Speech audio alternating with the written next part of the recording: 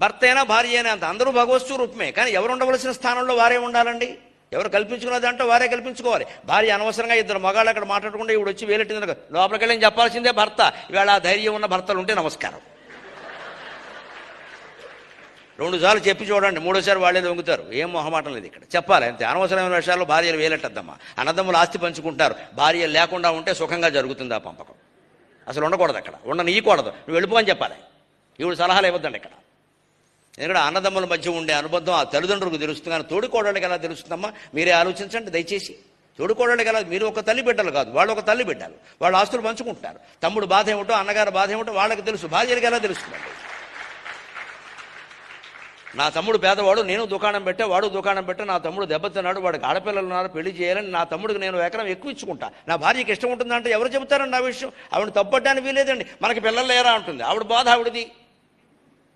కానీ పక్కనున్న మనిషి ఎలా ఆలోచిస్తారు? ఉన్నారు, వాడికి ఉన్నారు, నాకు ఉన్నారు, నా వ్యాపారం బాగుంది, వాడి వ్యాపారం బాగులేదు అంటే వినే భార్యలు ఉంటారు, వినని భార్యలు ఉంటారండి. దానికేం చెబుతాం?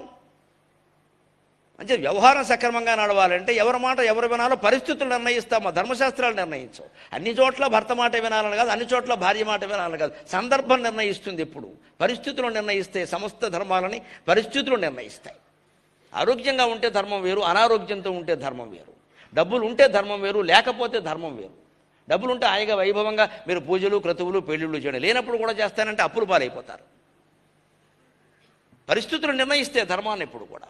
అలాగే ఆడపిల్లలు ఉంటారు, అక్కడ మగపిల్లలు లేరు. ఆడపిల్లలు వాళ్ళ నాన్నగారు ఆస్తి ఏదో వాళ్ళు పంచుకుంటారు. ఈ తోడేళ్ళు అక్కడ వెళ్లాల్సిన పనే లేదు, వీళ్ళు మొత్తం సెలవెట్టి ఇంట్లో కూర్చోవలసిందే.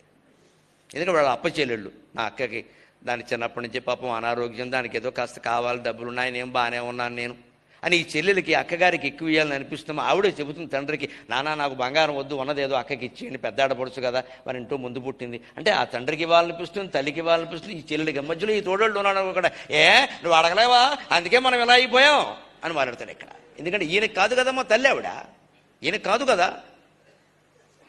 ఆ కడుపు తీపి అనేది వీడికి, ఇతనికి ఎలా తెలుస్తుంది అంటే ఆడపిల్లలకి తెలిసినట్టుగా. వాళ్ళు ఒక తల్లి కడుపున పుట్టారు, వాళ్ళకి తెలుస్తుంది ఆ సామరస్యం, వీళ్ళకి ఎలా తెలుస్తుంది? అంటే ఆ అవకాశం వాళ్ళకే. ఇది మీ ఇంట్లో సమస్య కదా, మెనదమ్ములు కూర్చొని పరిష్కరించుకోండి, మేమెందుకు ఇక్కడ. అప్పుడు మానవత్వంతో పరిష్కారం అవుతాయి సమస్యలు. అన్నిట్లోనూ మనం వేలెట్టేసి పెత్తనం చేసేసి మొత్తం మీద చెడ్డ పేరు తెచ్చుకోవడం ఇక్కడ.